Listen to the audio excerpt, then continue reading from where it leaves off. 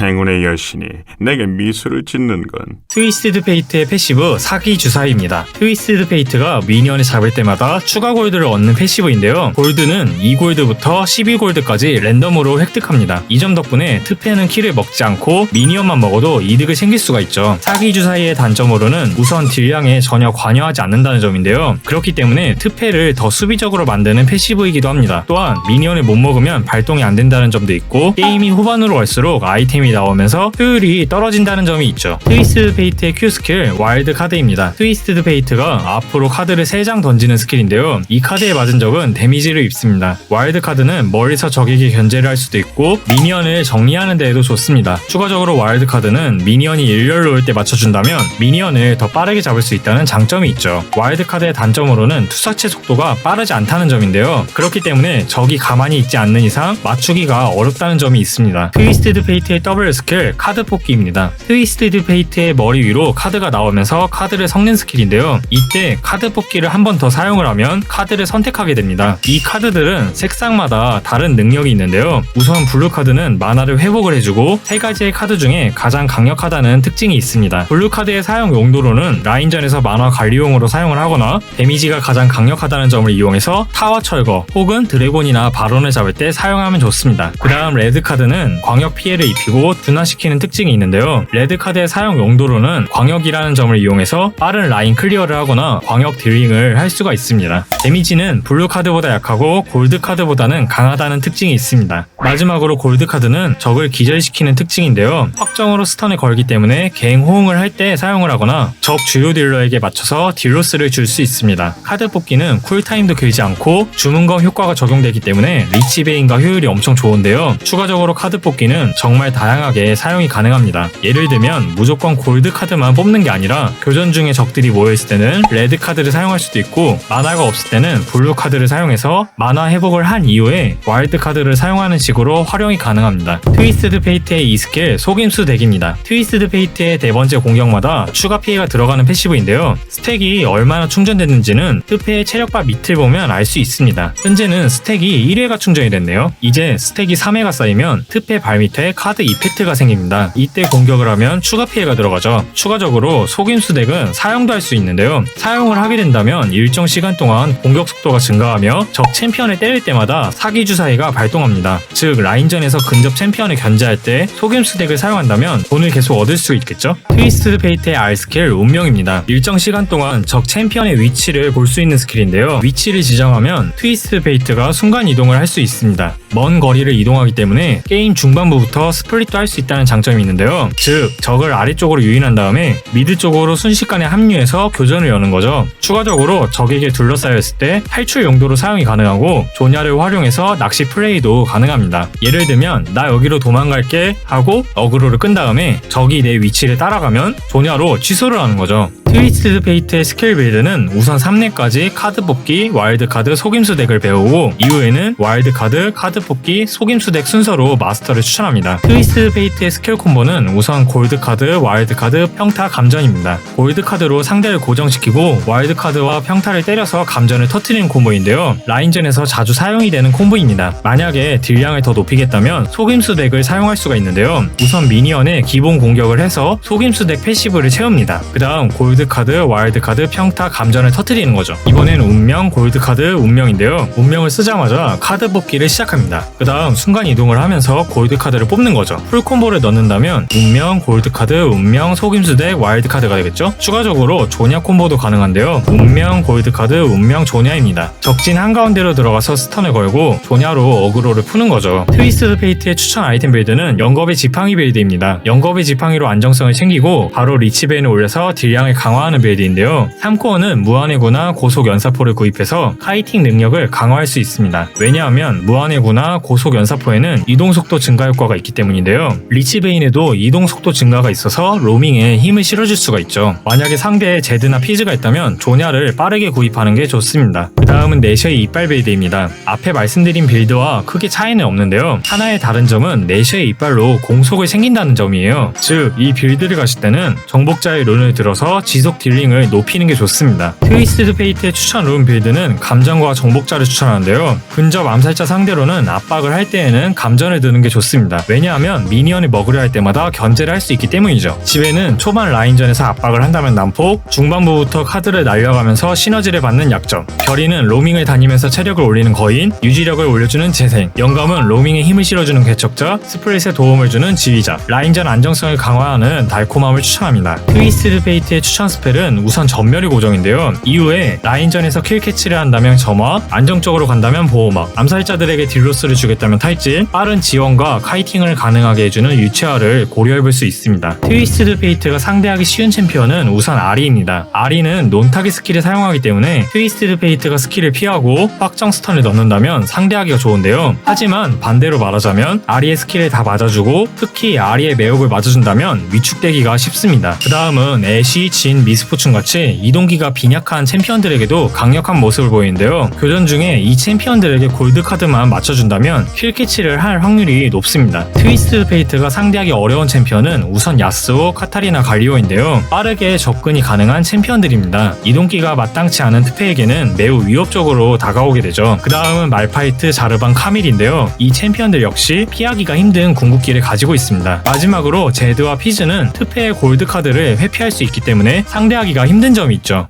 트위스티드 페이트의 간단한 운영법을 보여드릴게요. 1레벨은 카드 뽑기를 배우고 상대가 스킬을 쓸 때 골드 카드를 맞춰줄 거예요. 카드를 돌렸는데 레드 카드를 뽑아버렸네요.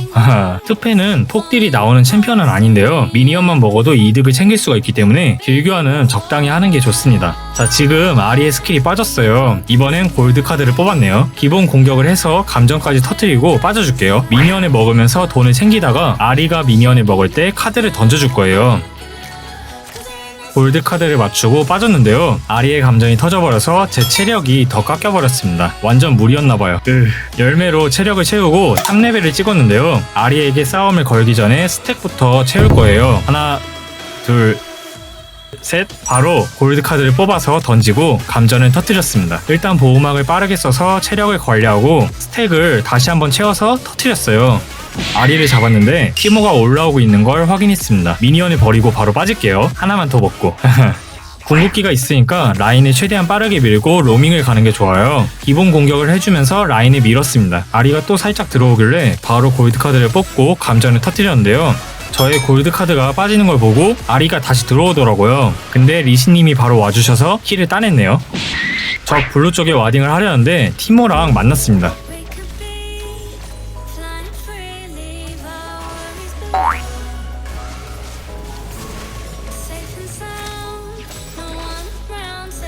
으아! 살아나자마자 드래곤 라인 쪽을 한번 봤는데요. 여긴 아닌 것 같고 미드를 보니까 맞는 것 같아요. 리시님도 내려오고 있으니까 지금이에요. 바로 궁극기를 사용해서 이니시를 열었습니다.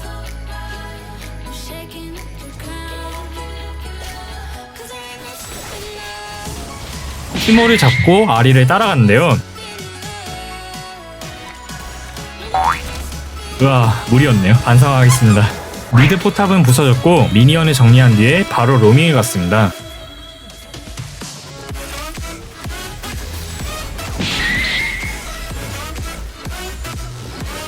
지금은 그라가스의 피가 없으니까 굳이 골드 카드를 안 뽑아도 돼요. 그래서 바로 카드를 뽑고 잡았는데요.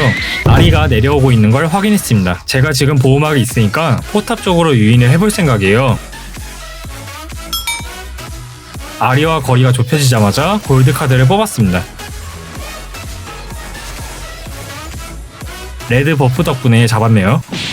이제는 기회가 보일 때마다 로밍을 가야 돼요. 싸움이 계속 일어나는 드래곤 라인을 공략했습니다.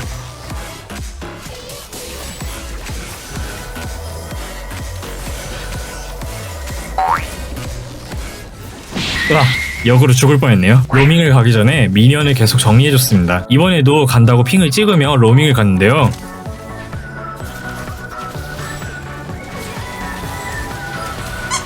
오, 큰일 났네요. 우리 팀원분들이 미드로 올라가고 저는 스플릿을 할 생각이에요. 그라가스가 포탑을 부수는 걸 막고 있어서 스플릿을 할 수가 없었습니다. 그래서 바로 미드로 올라가서 아리에게 스턴을 걸었어요. 다시 내려와서 스플릿 운영을 했는데요. 그라가스랑 이즈리얼이 드래곤 라인에 있는 걸 확인하고 바로 미드로 가서 포탑을 밀었습니다. 미드 포탑을 부수고 지금 바론 라인에서 싸움이 일어났으니까 지원해 가야 돼요. 궁극기를 사용하고 합류했습니다. 티모와 올라프를 잡고 바론에 가자고 핑을 찍었어요. 바론을 먹은 뒤에 스플릿을 하겠다고 팀원에게 알렸습니다. 포탑을 부수고 있는데 티모가 왔네요. 일단 포탑 사정거리에서 벗어나야 돼요. 위로 빠지면서 스킬 쿨타임을 기다렸습니다. 리치베인이랑 감전 덕분에 딜량이 어마어마하네요. 포탑을 부수고 궁극기를 사용해서 미드 합류를 했는데요.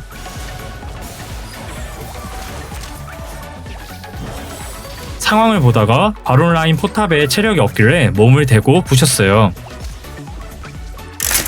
그 다음 드래곤 라인 포탑까지 부셔주고 넥서스를 밀어서 승리를 챙겼습니다. 이겼네요.